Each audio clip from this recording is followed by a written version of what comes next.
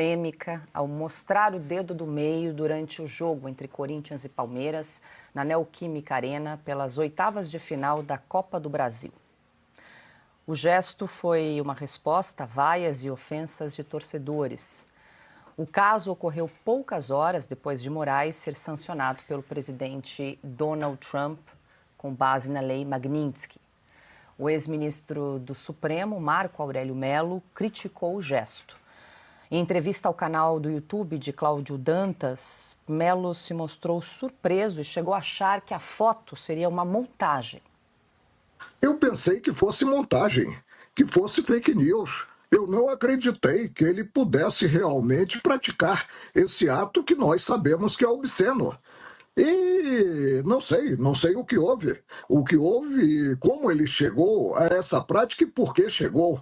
Nós tivemos no passado uma frase do atual presidente lá em Nova York que se virou para a manifestação, o manifestante, e disse perdeu o mané. Já foi uma extravagância ímpar. Agora chegasse, mediante um gesto, a um xingamento. Qual é o período que nós estamos vivendo no país?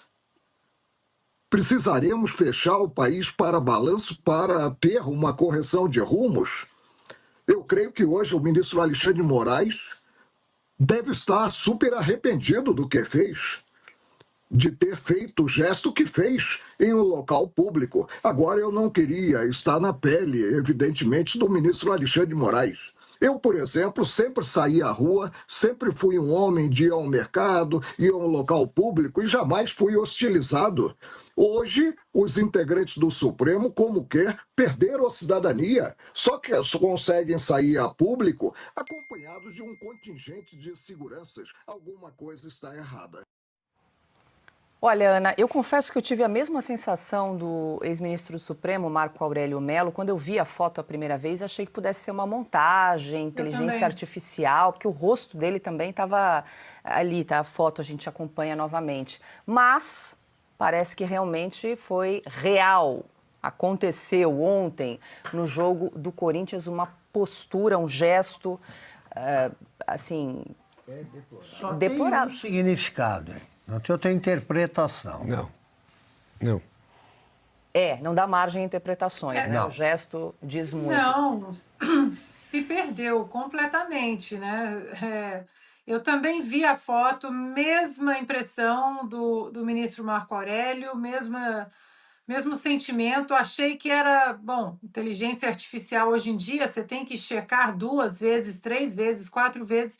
E fiquei ali na internet falando, bom, se essa foto realmente for real, uma hora o vídeo vai aparecer, uma hora o fotógrafo que tirou essa foto vai aparecer, e aí o Estadão deu com o nome do fotógrafo, e aqui eu peço perdão porque eu me esqueci aqui, se vocês puderem dar o devido crédito, e aí eu falei, não é possível. Não é possível. E aí, quando eu chequei 2, 3, 4, 5 vezes e aí postei nas minhas redes sociais, teve gente que falou, Ana, acho que você caiu numa fake news. Só que eu já tinha checado 4, 5, 6 vezes, como nós sempre fazemos aqui na Revista Oeste. E aí, não, é verdade. E aí os vídeos começaram a aparecer e a cara bastante assim... A cara de quem não está num momento muito bom da vida, né? Uma cara inchada, não sei se chorou, se tomou algum remédio, enfim.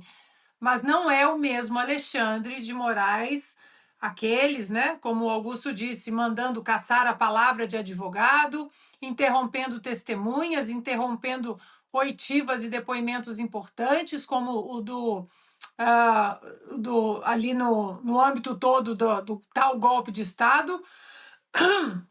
Então, Paula, essa foto é muito grave e ela já chegou aqui nos Estados Unidos também, através do Michael Schellenberger, que retuitou a foto, pegou um dos meus tweets, retuitou a foto, e aqui estão todos chocados, porque aqui nenhum ministro apontado por republicanos, ministro não juiz, que aqui eles são juízes e juízas, apontados por republicanos, democratas, perdão, sejam eles progressistas, conservadores, constitucionalistas, mas nenhum jamais faria isso. Jamais faria isso. E aí, eu acho que esse gesto e a cara do ministro é a coroação do que vem sendo o reinado dele, né? Um reinado de abuso, de falta de educação, de falta de decoro. Nós tivemos o perdeu o Mané na mola, tivemos vencemos o bolsonarismo, e agora essa é a coroação. Para finalizar, Paula, a nossa Constituição diz que é dever do magistrado manter conduta irrepreensível na vida pública e particular. Portanto, para aqueles que tentaram minimizar, não, mas ele está ali como uma pessoa normal, assistindo um jogo de futebol. Apenas imaginem, está na Constituição, mas apenas imaginem se fosse Jair Bolsonaro fazendo isso. De novo a foto aí, o gesto, um gesto rasteiro, uma falta de decoro. Acho que também deve ser a convivência com a Janja, né? Porque ela falou e ele fez o gesto, né? Uma boa dupla ali. Bruno. Agora, vamos lá. As coisas, quando são mal ensaiadas e realizadas às pressas, saem assim. Primeiro, com o Brasil vivendo uma crise grave provocada por ele. Você vai pensar em futebol? Eu gosto de futebol, mas seria o último lugar que eu pensaria, que eu escolheria para aparecer num dia desses. Para quê? Por que ele resolveu fazer isso? Para mostrar que ele é popular, que no Brasil, o brasileiro é muito grato a quem salva a democracia. Tá. Quem está junto? O meu pai, ele repetia o seguinte, ele falava, o sujeito que é candidato a cargo majoritário e entra num bar e não reúne 3 pessoas desconhecidas ao lado em 1 minuto, pode acabar com a candidatura porque não vai ganhar. Ele está sozinho. Ninguém. Você vai ao estádio do Corinthians, eu vou também. Vou com você. Aparecem os caras que apoiam, estão lutando pela democracia. Ninguém. E mais, você consegue encontrar, se o Moraes derrapar numa enxurrada, ele vai ter do lado pelo menos 2 seguranças, porque são 8. Ele não consegue cair sem ter algum segurança por perto. Ali você não tem o segurança. Os 8. Onde eles estão? Se ele foi lá para ser saudado pelo povo, não precisa se esconder o segurança. Vai acenar também para a multidão. Não tem segurança ali? Tendo. Então, o que ele quis fazer na sua infinita arrogância? Vou para mostrar que, como corintiano, não estou nem aí para os Estados Unidos. Ninguém me faz nada, tanto que eu nem preciso de segurança e serei aplaudido. Acabou fazendo esse gesto. Aí que é o resumo da ópera. Diga, Piotr. Falar ainda do gesto rasteiro que você classificou de forma muito brilhante como rasteiro, é um ministro do Supremo Tribunal Federal. Agora, nos Estados Unidos, eles vão entender ainda mais o porquê que este foi o primeiro sancionado no Supremo Tribunal Federal. Essa é a reação de um sancionado. Parece alguém que está descontrolado, não dá para justificar, não dá para esperar que um ministro do Supremo, que, como a Ana lembrou aqui, do que diz exatamente a lei, bastaria o bom senso, não. Ele não é mais um cidadão comum. Cidadão comum não tem direito a 8 seguranças, cidadão comum não vai direto para o camarote, cidadão comum não é tratado como ele foi na entrada do estádio, enfim, com a assessoria do clube ali, ciceroniano, o que tudo bem, até compreensível em algum momento. Então acabou. O lado comum. Ele tem que ter vida ilibada, sim, comportamento muito austero na vida privada e na vida pública, obviamente. Não tem. Ministro do Supremo no Brasil convenhamos, um cargo imenso. Ele resumiu a um gesto o que ele pensa do próprio cargo. Agora do povo, tá muito claro. Né? Dos brasileiros. Se ele tava Quem com... paga o salário dele. Isso. Se ele estava com dúvida se o mundo estava esperando uma tradução do que ele fez aqui, agora o gesto já simplifica. Ele simplificou o processo. Porque ele fez um gesto para quem paga o salário dele. E vamos dizer, falar. né? E tem gente aqui no chat recomendando que ele dê uma passadinha na Avenida Paulista no próximo dia 3 de agosto para fazer o teste da Avenida Paulista. Deixa eu só voltar um ponto que o Silvio mencionou aqui, sobre a anistia e a carta do general João Batista Figueiredo, presidente, o último presidente militar da ditadura. Eu consultei tempos atrás o Zé Roberto Guzzo, querido, o Augusto, porque eles viveram o regime militar como jornalistas. Eu não, eu sou fruto da liberdade de expressão no país. Quando eu cheguei, isso já estava encaminhado pelos que me antecederam. Sem liberdade de expressão, talvez eu não existiria como jornalista, sem democracia. E eu perguntei ao Augusto, que está aqui, Augusto, como era. E eles diziam, hoje é muito pior. E acho que essa carta do general Figueiredo demonstra claramente. Eu tive um general presidente, um militar presidente, com uma sensibilidade nata, clara, sobre a importância da anistia naquele momento. Eu não tenho isso dos, abre aspas, com muitas aspas, dos democratas civis hoje, no Congresso Nacional, que presidem o Congresso Nacional e no Supremo Tribunal Federal, com uma ou outra exceção. Tampouco no Executivo. Ou mesmo, recentemente, nas manifestações vindas da Escola de Direito do Lago de São Francisco, aqui, que novamente fizeram uma carta em defesa da democracia, que eles chamam de democracia. Eles não conseguem ter a sensibilidade do valor da anistia. Não conseguem essa sensibilidade de um presidente militar que eles criticam até hoje. Mais um detalhe, para lembrar só da última anistia.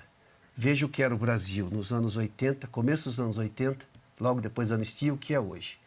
Ou pelo menos o que foi até 2019. Veja o quanto o país avançou. Diga, Silvio. Não, eu vou fazer coro aqui e acrescentar, o caminho está aí. Nós não estamos aqui, por exemplo, pregando que alguém coloque fogo em Roma. Pelo contrário, nós estamos apontando o caminho, estamos ajudando a pensar o Brasil, coisa que eles não querem fazer. Aprovem o projeto de lei da anistia. Está lá, está na Câmara dos Deputados. Tem um pedido de urgência urgentíssima, artigo 155 do Regimento Interno. É só votar, é só Hugo Mota deixar de ser frouxo, parar de ter medo do ministro Alexandre de Moraes, da Polícia Federal bater na porta da casa do pai dele, que é prefeito da cidade de Patos, fica a 300 quilômetros de João Pessoa, lá no sertão da Paraíba, tem mais ou menos 100 mil habitantes, tem uma operação da Polícia Federal que envolve emendas parlamentares e o pai dele é o prefeito, chama Nabor Vanderlei, o nome do pai dele. É só ele parar de ter medo disso, paute a anistia. Não é uma proposta de emenda constitucional, não é PEC. Não precisa de 308 votos, duas votações, ou seja, passando com quórum altíssimo na casa. Não, é um projeto simples, que vai passar e que vai resolver, vai passar uma borracha. Isso existe na humanidade. Nós estamos falando aqui do Brasil, mas a gente pode ir para outros lugares. A gente pode ir para outros períodos históricos. A anistia vem da Grécia. Pouco antes de 600 a.C., a anistia de Solon, que foi um dos 7 sábios gregos, eu vou só lembrar dele, de Tales de Mileto, fico devendo 5 aqui, mas a anistia vem disso, quer dizer esquecimento, perdão, passa a borracha. Ali havia um problema com camponeses e aristocratas, e eles decidiram anistiar, perdoar dívidas, perdoar os problemas, vamos começar, vamos reconstruir. A anistia no Brasil criou o pluripartidarismo, o PDS nasce depois da anistia, o PT nasce, como eu disse agora há pouco, em fevereiro, no Colégio Sion, em Higienópolis, 1980. Você tem o PDT e o PTB reestruturados, o brizolismo revigorado, porque Brizola volta do exílio junto com Márcio Moreira Alves e Miguel Aires e companhia. O caminho é esse, é o caminho para o Supremo Tribunal Federal se livrar deste fardo. E nós não estamos aqui pregando, de novo, e finalizo, Paula, nós não estamos pregando que nada além de uma aprovação de um projeto dentro do plenário da Câmara dos Deputados e do Senado da República, e que o judiciário se comporte, se coloque dentro do seu quadrado na Praça dos Três Poderes, não tente invadir prerrogativa legislativa e respeite que a anistia é uma prerrogativa do Congresso Nacional. E acabou. E vamos passar uma borracha e vamos seguir a vida. E depois tem eleição no ano que vem, ganhe quem quiser ganhar. Quem o povo decidir votar. Esse é o ponto, pacífico, sem pichação, sem jogar uma pedra. Nada além disso. É só o Mota pautar, dar o fiel ao columbre, cumprir e acabou. Silvio tem toda a razão e é isso que faz. São esses gestos de grandeza que permitem fazer a medição ao fim da qual você sabe quem é o estadista, quem tem grandeza, quem merece governar um país complexo como o Brasil. O Juscelino Kubitschek, ele era um político importante no mais dramático momento da história brasileira, que foi o suicídio do presidente Getúlio Vargas. Poucos dias antes do suicídio, o Vargas fez uma visita a Minas, onde pronunciou o último discurso, e o Juscelino tinha sido o único dos governadores capazes desse gesto. Eles eram aliados, mas foi o único governador que convidou o Getúlio, já deprimido pelo que andava acontecendo, para ir a Minas inaugurar a fábrica da Mannesmann, que era uma obra muito grande e quase toda concebida pelo Getúlio, ou executada pelo Getúlio, e foi a última viagem do Getúlio, 2 dias antes da morte. E o Juscelino se portando ali com a grandeza que devem ter os homens públicos que pensam no Brasil. Juscelino dormiu, o Getúlio dormiu lá, voltou para o Rio, e aí, mais algumas horas, morre o presidente da República. O vice-presidente era inimigo, João Café Filho, ele trama o tempo todo, porque aí começa a campanha eleitoral. O Getúlio fez o possível para antecipar a campanha eleitoral, para que ela já começasse a prender as atenções do país para sobreviver ao ataque. Não conseguiu. Então, Juscelino era o candidato do PSD e enfrentava uma oposição que, liderada pelo Carlos Lacerda, era da pesada. O João Café Filho se aliou aos que seguiam a seguinte palavra de ordem do Carlos Lacerda: Juscelino Kubitschek não pode ser candidato. Se for candidato, não pode ser eleito. Se for eleito, não pode governar. Se tentar governar, deve ser deposto. Juscelino ganha a eleição. O Lacerda cria a tese de que só poderia assumir com maioria absoluta. Isso não existia nem na Constituição do Alexandre de Moraes. Juscelino começa o governo, tem uma rebelião de oficiais da aeronáutica, não me lembro se foi a primeira, a segunda, porque houve 2, se foi a de Jacareacanga ou Aragarças. É detalhe. Um grupo sequestrou aviões da aeronáutica, se meteram lá por Goiás e se declararam rebelados contra o governo, que tinha que sair. O Juscelino conversou, pacificou, 3 meses depois ele concedeu anistia. A partir daí, o país que estava saindo de um presidente suicida e de outro que não podia assumir de jeito nenhum, como deixou claro Lacerda, foi o país, talvez tenha sido o período mais feliz que o Brasil tenha vivido, porque o Juscelino era feliz no cargo e o pessoal costuma lembrar o que aconteceu na época. O Pelé apareceu, o Brasil foi campeão mundial de basquete 2 vezes, apareceu a Maria Esther Bueno, apareceu o Garrincha, ficou famoso, Brasil, um cara atravessou o Canal da Mancha, um brasileiro, até isso. Por quê? Porque o Brasil era feliz e sabia que era. Porque as coisas estavam em paz. Um país que é capaz disso não pode ficar na mão dos partidários, tá? Do ódio, ele sim, do confronto permanente, tá? Da separação eterna.